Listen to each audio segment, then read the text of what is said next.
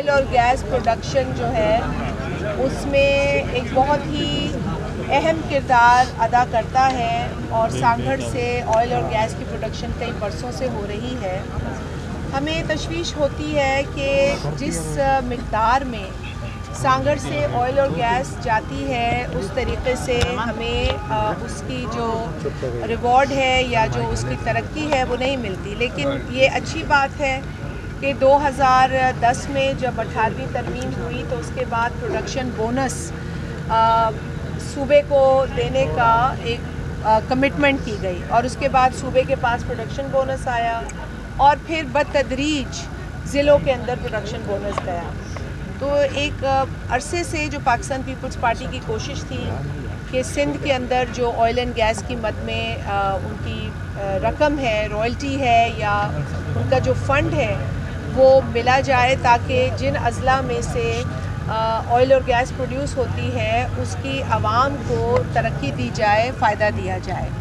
सांगड़ ज़िला भी उन ज़िलों में शुमार है जहाँ पे ऑयल और गैस की प्रोडक्शन है और हमने देखा है कि पिछले ही जो टेन्योर है पीपल्स पार्टी के दौर में ये प्रोडक्शन बोनस जो है वो हमें नज़र आया है। ज़िले के अंदर मुख्तलिफ़ स्कीमों में जो अवामी स्कीम्स थी उनमें हमने प्रोडक्शन बोनस के फ़ंड को इस्तेमाल होते देखा है। अब एक नई कमेटी फिर बनी है। पिछली कमेटीज़ भी हमारे साथियों ने हेड भी की, हम उसके मेंबर्स भी रहे। ये प्रोडक्शन बोनस की कमेटी है जिसकी आज मीटिंग हुई और मैं शुक्रगुज़ार हूँ अपनी जमात की भी कि जिन्होंने मुझ में हमेशा से एतमाद किया और इस मरतबा जो नोटिफाई किया गया है प्रोडक्शन बोनस की इस कमेटी को पेट्रोलियम सोशल डेवलपमेंट कमेटी जिसे कहते हैं उसकी चेयरपर्सन मुझे नामज़द किया गया। तो मेरी पूरी कोशिश ये होगी कि जो सांगड़ का प्रोडक्शन बोनस है वो सांगड़ की आवाम की फ़लाह और तरक्की के लिए इस्तेमाल हो।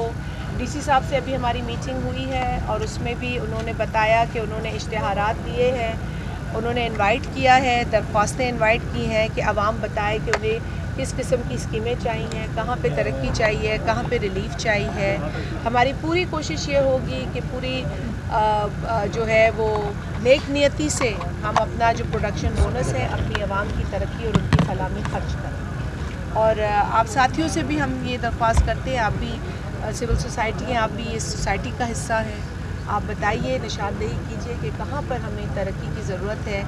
एक कोर्ट की भी ऑब्जर्वेशन हमें दिखाई गई थी जिसमें उन्होंने कहा कि बड़े रोड और रस्तों के ऊपर इस तरह का फ़ंड ना लगाया जाए, वो हुकूमत कर सकती है, लेकिन जो दीगर काम हैं जहाँ पे पानी की सहूलत है, जहाँ पर अस्पताल की मरम्मत है, स्कूल का फर्नीचर है, पार्क्स हैं, लाइब्रेरीज़ हैं, बच्चों की पढ़ाई के लिए कोई फ़ंड है, इस तरह के कामों में प्रोडक्शन बोनस की रकम लगे। तो ये अच्छी ऑब्जर्वेशन है। हम कोशिश करेंगे कि अदालत की तरफ से एक ऑब्जर्वेशन, एक गाइडलाइन आई है, उसका भी एहतराम करें और उसकी रोशनी में भी काम करें। मैडम, आप चूँकि मरकज़ी लीडर हैं तो उस सदा का सवाल पूछने लगा हूँ।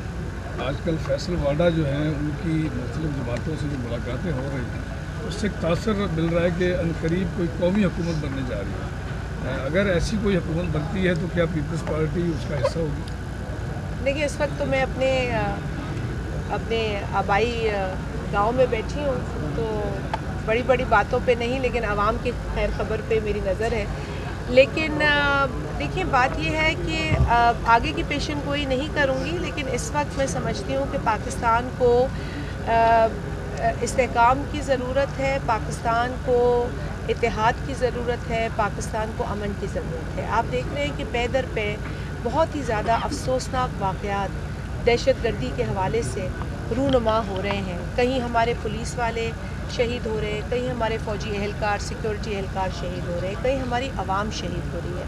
हमने 80,000 से ज़ायद लोगों की कुर्बानी दी है अमन की खातिर। हमने अपनी शहीद कायद मोहतरमा बेनज़ीर भुट्टो साहिबा को भी इस दहशतगर्दी की लड़ाई में खोया है। हमने अपने बेशुमार कारकुनान को खोया है।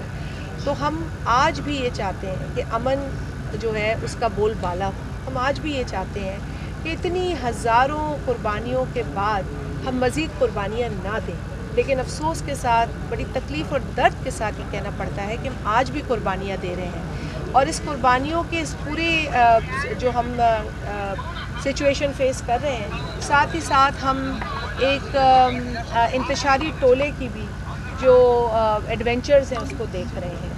और हम देख रहे हैं कि पीटीआई ने जो एक शुरू से उनका एक वतीरा रहा है कि लोगों को डिवाइड करो, अमन को ख़राब करो, इस सूरत हाल में भी वो होश के नाखून नहीं ले रहे हैं। और यकीनी तौर पर पॉलिटिकल जो स्टेक होल्डर्स हैं वो तमाम सोचते हैं कि हर बंदा आवाम से जुड़ा हुआ है।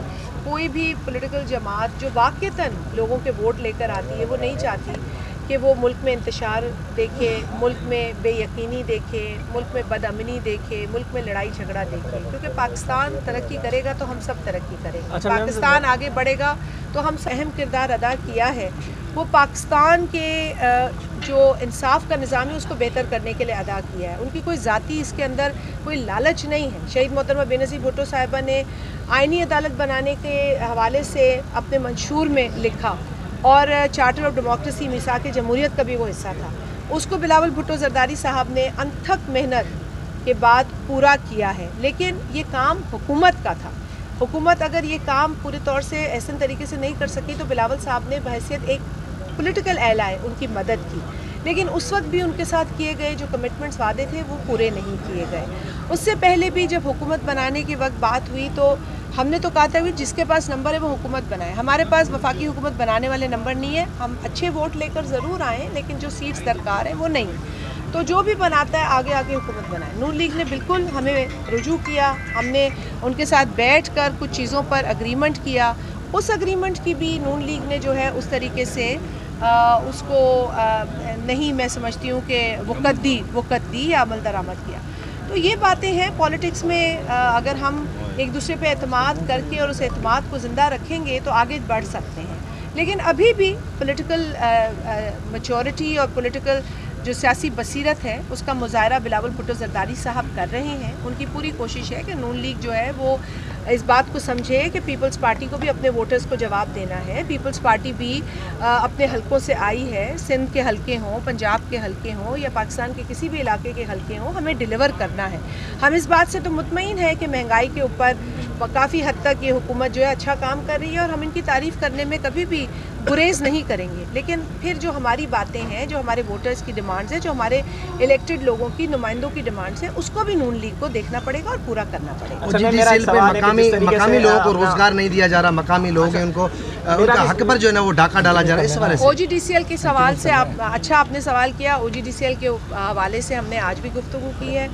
आप लोगों को सुन के हैरत होगी कि जो पिछला रिकॉर्ड हमें आज नज़र आया है उसमें ओजीडीसीएल प्रोडक्शन बोनस नहीं दे रहा 2013 से। जी, 2013 से तो ऑन रिकॉर्ड है क्योंकि कमेटी 2013 से काम कर रही है। लेकिन उससे पहले भी डीसी तो थे ना मौजूद डिस्ट्रिक्ट्स के अंदर। 2010 से जब प्रोडक्शन बोनस की बात शुरू हुई तो हमें कोई रिकॉर्ड नहीं मिला ओजीडीसीएल का। हमने ओजीडीसीएल से ये सवाल किया है आज इस मीटिंग के अंदर कि हमें बताया जाए कि ओजीडीसीएल जिस तरह के दूसरी oil and gas companies production bonus दे रही हैं, क्या वजह है कि ओजीडीसीएल सांगड़ ज़िले से एक अरसे से ऑयल एंड गैस निकाल रहा है और प्रोडक्शन बोनस नहीं दे रहा।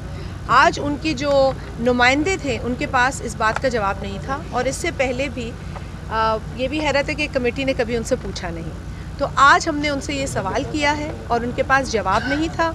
हमें उन्होंने अश्योर किया है कि 2 हफ्ते में वो हमें जवाब देंगे। अब उनके जवाब के हम मुंतज़िर हैं। रोजगार आज हमने उनसे तफसील मांगी है कि वो देखिए, एक तो तफसील देंगे 2 हफ्ते में प्रोडक्शन बोनस की, दूसरी भी उनसे हम तफसील अगली मीटिंग में लेंगे कि उन्होंने रोज़गार की जो रोज़गार के हिसाब से उन्होंने कितना कंट्रीब्यूट किया है, ज़िले में कितने लोगों को रोज़गार दिया है, किस नौयत की नौकरियां दी हैं और कितना उन्होंने जो एक सोशल बर्डन है एम्प्लॉयमेंट का कितना ओजीडीसीएल ने शेयर किया है। आज उनके पास कोई खातिर खा जवाब नहीं था, हमें वो मुतमईन नहीं कर सके। हमने उन्हें 2 हफ्ते का टाइम दिया है। तमाम तर तफसीलात अगली मीटिंग में हम उनसे ज़रूर लेंगे। आपका क्या लाएमल होगा, आपको जो फंड मिलेंगे क्या लाएमल होगा, क्या तरक्याती काम? लाएमल यही होगा कि हम आवाम से जो डीसी साहब एक प्रोसेस के ज़रिए इश्तिहारात देते हैं और वो लोगों से कुछ एप्लीकेशंस आई हैं इनके पास, अभी हमने उन्हीं का जायज़ा लिया है।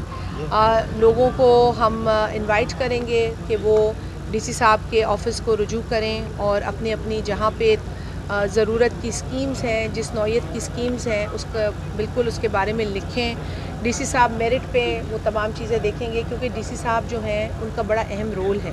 डीसी साहब इस वक्त एग्जीक्यूटिंग ऑफिसर हैं। डीसी साहब का काम है कि इन स्कीमों को देखें, इनका जायज़ा लें और जो फ़ंड्स हैं वो इन स्कीमों पे लगाएं। उन फ़ंड्स को पूरी ईमानदारी के साथ लगाया जाए और जो काम की क्वालिटी है उसमें कोई कॉम्प्रोमाइज़ ना। अब मैं पहली दफ़ा चेयरपर्सन बनी हूँ, तो इसलिए मेरे जो उसूल हैं मैं उन उसूलों के रोशनी में काम करूँगी।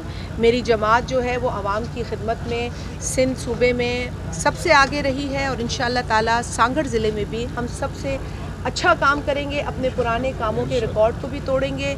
हम आवाम की रिलीफ़ के काम करेंगे। ये हमारे लिए एक अच्छा मौका है। ये फ़ंड आवाम का फ़ंड है, इस ज़िले का फ़ंड है और वो हर तरीके से इस ज़िले के लोगों पर लगेगा। मैडम के हवाले से बताइएगा। मैडम साहब जो पहिरियों दफ़ो 2004 खां वठी ज़िले के प्रोडक्शन बोनस न मिलियो आहे ऐं पहिरियों दफ़ो इशू उथारियो वियो आहे। अॻु में लाज़मी ॿिया चेयरमैन हुआ, तॾहिं बि इहा ॻाल्हि न थी त को ज़िले खे प्रोडक्शन बोनस मिले थो नथो मिले। हाणे बि हुननि खे फैक्ट फिगर न ॾिना आहिनि तव्हांखे इजलास में, हुननि वटि कोन हुया त पोइ इन जो छा तरीक़ेकार हूंदी? ऑफिसरनि खे तलब कयो वेंदो? अदा हाणे हू ॾिसंदा। हाणे लाज़मी आहे हिन तरीक़े सां पहिरीं हुननि मीटिंग बि अटेंड कोन कई। हुननि खे इहो गुमान बि न हुयो त अहिड़ा सवाल हुननि खां पुछिया वेंदा। हिन मीटिंग में हुननि खां अहिड़ा सवाल पुछिया विया आहिनि ऐं हुननि खे तंबीह कई वई आहे त ॿिए चक्कर जॾहिं मीटिंग में अचनि त फुल तयारी सां अचनि, न त पोइ असां वटि इहो इख्तियार आहे त बहैसियत क़ौमी असैम्बली जे मेंबर जे या बहैसियत सूबाई असैम्बली जे मेंबर जे या ऑनरेबल सेनेटर साहिबा पंहिंजी हैसियत में हुननि खे असां पंहिंजे पंहिंजे फोरम ते घुराए सघूं था ऐं न हुनखे घुराइण जो बदिरां हुननि जे वॾनि खे घुराईंदासीं। तो मैं इसीलिए उनको आज तंबीह की है कि अगली दफ़ा फैक्ट फिगर्स भी लेकर आएँ, पेपर वर्क भी लेकर आएँ और तमाम तर तफसील हमें चाहिए। और ये भी हम सोचेंगे कि अगर हमें इतने सालों तक OGTCL ने प्रोटेक्शन बोनस नहीं दिया, जो कि इंशाल्लाह हम कामयाब होंगे उनसे लेने में, तो जिन सालों में उन्होंने नहीं दिया उसमें हम इन्फ्लेशन का फैक्टर भी ऐड करेंगे और हम यकीनन आवाम का जो हर पाई इस ज़िले से उन्होंने कमाई है उस पर अपना मैडम यही जो पेट्रोलियम कमेटी जो साबका थी, हमें ये ज़राए कंफर्म कर रहे हैं कि साबका जो अदवार गुजरे हैं उसमें नैब उसकी तहकीकात कर रही है। आपने अभी चार्ज संभाला है, क्या आपकी इत्तला में कोई इस तरह की खबर है, कोई इस तरह का मामला की? मेरी इत्तला में ये चीज़ नहीं है। अगर उस कमेटी के अंदर कोई स्कीम्स थी और उस स्कीम्स की एग्जीक्यूशन में कहीं गलत हुआ है या कहीं किसी इदारे ने उस पर एतराज़ उठाया है तो वो प्योरली स्कीम का मसला है, लेकिन उसका ताल्लुक़ इस कमेटी से नहीं है, ना इस कमेटी में वो थी। लेकिन अगर कोई ऐसी चीज़ होगी तो आपकी मौजूदगी में डीसी साहब से ज़रूर कहूँगी कि अगर इस कमेटी से रिलेटेड कोई चीज़ हो तो बिल्कुल आप हमें, क्योंकि आप सेक्रेटरी हैं, आप ज़िम्मेदार हैं, आप हमें आगाह कीजिएगा। मैं आइंदा आने वाली स्कीम्स में आपको भी एश्योर कराती हूँ और आपकी मदद भी मुझे चाहिए होगी कि स्कीम्स की एग्जीक्यूशन, स्कीम्स से जो लोगों को फ़ायदा है उन तमाम चीज़ों पर आपकी भी नज़र होनी चाहिए। हम चाहते हैं कि ज़िले की पाई जो ऑयल और गैस की मद में आ रही है वो ज़िले की गयूर आवाम पर खर्च हो। अच्छा, मेरा आखिरी एक मेरा सवाल है, जिस तरीके से आपको पता है कि OGTCL रकम नहीं दे रही, गाइडलाइंस भी डिस्कस हुई, पहले हमारी मेन मीटिंग में हुई, फिर तफसीलन हुई, तो 60% उस तालके में जहाँ ऑयल एंड गैस प्रोडक्शन है और 40% उस तालके में जहाँ से नहीं है, क्योंकि हम चाहते हैं कि ज़िले के अंदर हर जगह तरक्की हो। ये नहीं हो कि एक तालका महरूम हो जाए सिर्फ इसलिए कि वहाँ पे प्रोडक्शन उस तरीके की नहीं है। तो इसीलिए ये अच्छा फार्मूला है कि इससे पूरे ज़िले में तरक्की देखी जा सकती है। तो 60 और 40% इस तरह से बटेगा, जहाँ जिस तालके में प्रोडक्शन है वहाँ 60% और जहाँ नहीं है वहाँ पर 40%। स्कीमें आएंगी, एग्जीक्यूट होंगी, डीसी साहब से हम रिपोर्ट लेंगे और हमने आज ये जो है तहिया किया है कि हम मुतवातिर मीटिंग्स करेंगे और वो रिक्वायरमेंट भी है। हमारी अगली मीटिंग जो है वो जनवरी के एंड में होने जा रही है। मैडम लास्ट सवाल है,